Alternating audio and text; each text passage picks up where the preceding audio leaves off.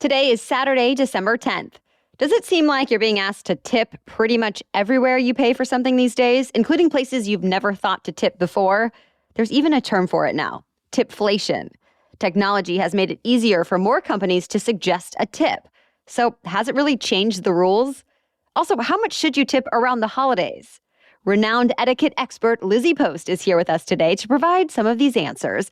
She's the great-great-granddaughter of Emily Post and the co-president of the Emily Post Institute that provides all types of services, products, and guides about what's expected in various social settings. Lizzie is also a speaker and author. Her latest book is Emily Post's Etiquette, the Centennial Edition, and she's the co-host of the Awesome Etiquette podcast. Today, she explains where you should always tip, when it's okay to hit skip, and so much more. Welcome to the Newsworthy Special Edition Saturday, when we sit down with a different expert or celebrity every Saturday to talk about something in the news. Don't forget to tune in every Monday through Friday for our regular episodes, where we provide all the day's news in 10 minutes. I'm Erica Mandy. It's now time for today's Special Edition Saturday. Lizzie Post, thank you for coming on the Newsworthy. Oh, thank you so much for having me. I really appreciate it, Erica. So it seems like the last few years, tip requests are in far more places than we used to see them. Has technology and how we pay for things changed the rules on tipping? I wouldn't say technology's changed the rules. I'd say that it definitely has changed the opportunities. And so we're seeing a lot more places that never even received a POS point of sale system that would allow them to include tips, now having it be sometimes an automatic part of the customer's checkout experience. I also think that the pandemic played a big part in folks kind of wanting to give what they could wherever they could. And now that we've moved sort of out of that particular lockdown phase of the pandemic where we were really losing businesses left, right, and center, I think that it would be nice to see some of the suggested help us out things toned down a bit as well. So as a rule of thumb now, where do you think we should be leaving tips? Same places you've always left tips. So for instance, whenever you go to a restaurant, this is kind of the almighty spot to leave a tip no matter what. This is the place we really never, ever walk out without leaving a tip. In fact, about 20 years ago, Emily Post started talking about the idea that even if you have bad service at a sit-down restaurant, that you would never not tip.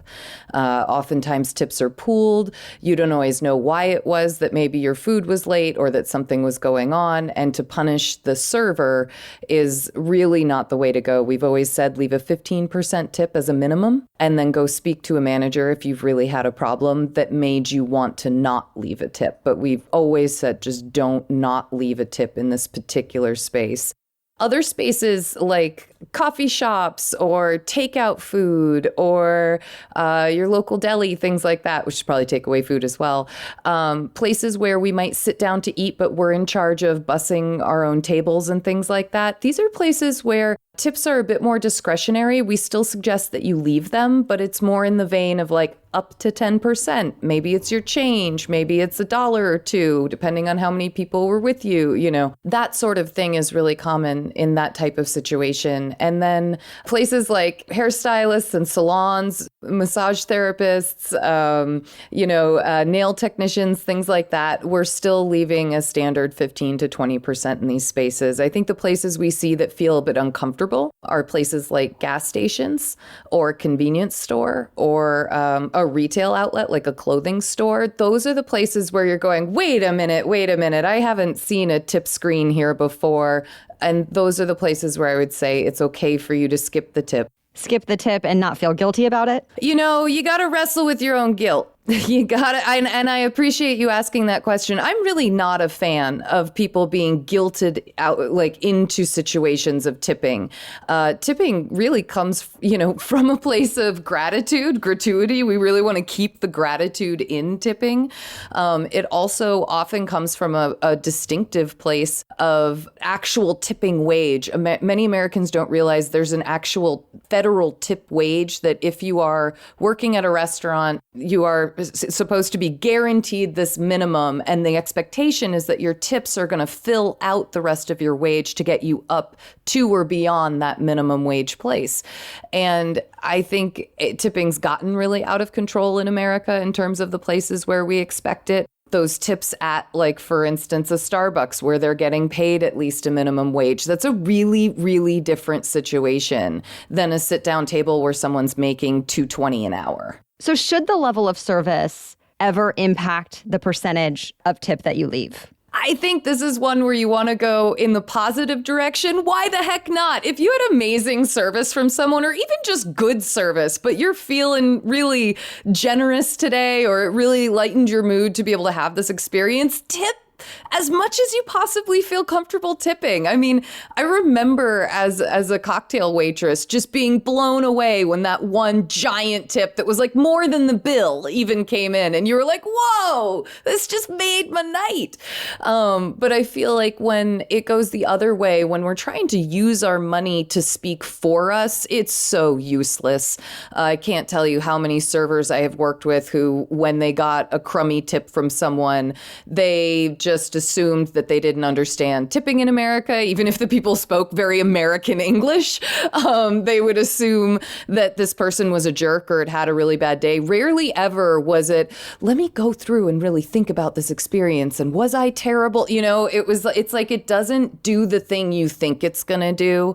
Often it just creates, I think, more frustration, which can often end up creating more rudeness. I'd rather participate in the cycle that says when it's positive, I really go for it and I try to reward that. When it's negative or neutral, that's when I pull out my kind of personal minimum, or what we at the Emily Post Institute say is the standard minimum, which is that 15%. We've talked about a little bit about technology. Companies can often set what percentages they suggest. Should those be influencing our decisions about how much to leave? You mean, should I really leave 40% at that cab? No, I think that you really want to run, again, with the standards that we're used to. They have not changed that much in the last 15 years. Oh, in fact, I was surprised. I was about ready in this book that we've just written, Emily Post Etiquette, the Centennial Edition, to put in 15 to 20% for taxi cabs. And when I did more research, the standard was 10 to 20. And that 20% really being an area where people felt when someone gets out and helps you with your bag, has a lovely conversation, like really tries to get you somewhere on time. And it's not like people don't do this all the time, but it was interesting to see how many sites referenced that 10% still being the minimum, even though you get into a cab and you see 25% as the minimum suggested price. Still ahead, we're talking about tipping around the holidays. What's an appropriate amount and who should be on your list? Plus, should today's inflation impact how much you give? We're talking about it all. But first, let's take a quick break to thank our sponsors. The Newsworthy is brought to you by Rothy's. I recently got a text from my friend who listens to this show. She told me her mom sent her a pair of Rothy's shoes for Christmas, and she is already blown away after her first day of wearing them to work. She wrote to me, quote, "They are seriously the most comfy flats ever," with 3 exclamation points. She also sent me a picture, and yes, I can verify they are super cute. I think the style is the point in the desert cat color. I really like that look of that pattern. I personally have the point shoes in black, and I love them because they can go with everything. But desert cat would really take your outfit to the next level. And if you've listened before, then you know Rothy's are made to last, are machine washable, and are sustainably made with their signature thread repurposed from single-use plastic bottles. Get stylish shoes, versatile and durable enough to wear all the time with Rothy's. Get $20 off your first purchase at rothys.com/newsworthy. That's ROTHYS, rothys.com/newsworthy. And thank you to our other sponsor, KiwiCo. I love the focus on family around the holidays. For us, we get at least an extra day or 2 off work, and we use that time to be together. And so it's really nice to have some exciting new things to do with the kids in our family, all without having to spend a fortune. If you're not familiar, KiwiCo offers hands-on science, art, and geography projects delivered right to your door every month. I really appreciate that KiwiCo does the legwork for me so I can spend that quality time playing with my son instead of searching for what creative things we can do together. And I know that when I give KiwiCo as a gift, I'm giving that child a unique experience without putting a big burden on the parents. KiwiCo helps to cultivate children's natural creativity and curiosity. Each crate is designed by experts and tested by kids. And there's no commitment to the subscription. You can pause or cancel anytime. Give awesome this holiday with KiwiCo and get your first month free on any crate line at kiwico.com/newsworthy. That's your first month free at KIWICO, kiwico.com/newsworthy. Okay, now back to my conversation with Lizzie Post. In today's world, we're also dealing with inflation. The price of everything seems to be going up. What's your advice when someone feels like they're already being stretched and now they have to tip on top of all of that? Well, I think for most of the places where we've traditionally tipped, that it's still the norm, it's still the standard. When I go out to a restaurant with friends, even if the cost of the food is more, I'm still prepared and expecting to tip that 20% for myself or higher if it's been better than that service. But I think that the place where it feels really uncomfortable is in that unexpected place, that retail store, which we just don't traditionally tip on in America. We just don't. It's not the way our service and our tipping has come to be. And so that's a place where I could see people feeling like if they get prompted with it, there's that pressure. And so I say, hold steadfast, recognize that these things haven't changed under your feet or behind your back during the pandemic or something like that. But I do think it's really important for folks to bear in mind that just because the price of the food has gone up, it doesn't mean that you can skip out on the tip or tip less than the standard amounts. So what are the rules then about giving extra tips or gifts around the holidays? So for example, your child's teacher or caretaker or a housekeeper or the maintenance staff at your apartment building. How should we handle that? Our country has a really, I would say, vibrant, good, healthy relationship with the idea of holiday tipping. At Emily Post, we really try to encourage people to think about end of the year tips as holiday thank yous or as end of the year thank yous if you don't want to associate it with a particular holiday. But this is a really traditional time for us in the U.S. to say, boy, I really appreciated your service this year. And that can come in a lot of different forms. Often to teachers, we suggest doing gifts. Often to someone like your hairstylist, it's either the cost of up to one session as a cash tip or a gift if you know them more personally. It's really about thinking about who has really made a difference for you for the year, what your budget is, and keeping that spirit of saying thank you alive within this. None of these are guaranteed bonuses for folks.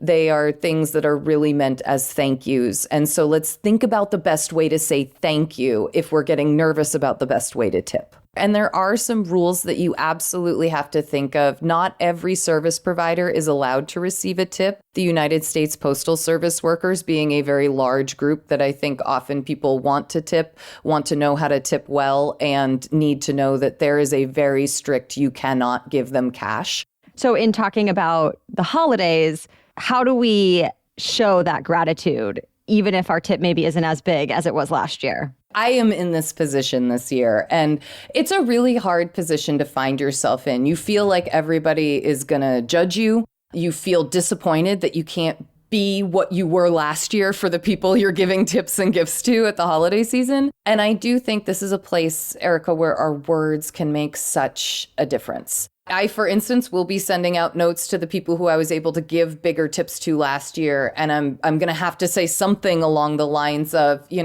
happy holidays, thank you so much for a wonderful 2022. I've so enjoyed working with you. I'm sorry this isn't what I was able to give last year, but I want you to know I was so pleased with the service and I was so grateful that we're working together. And I'm really looking forward to a wonderful and I wouldn't probably add and hopefully more prosperous 2023. But, it's got that sentiment of like, listen, I am recognizing what's going on here, but I also really need to make sure you know that the decreased tip or the decreased gift or the no gift is not a reflection of your service. It is completely on me, and I feel bad about that. But this is where that awkwardness is. If you go too far into it, now you've made the whole note about you. And so you really want to I know this isn't what I was able to do last year, but I wanted to do something, and I really wanted to express how grateful I am for you. These are the important parts to include. And that note really shows, again, what the tip's purpose is in the first place. Yes, absolutely, to say thank you. And I think that no matter who you're tipping at the holiday season, that saying thank you is incredibly, incredibly important.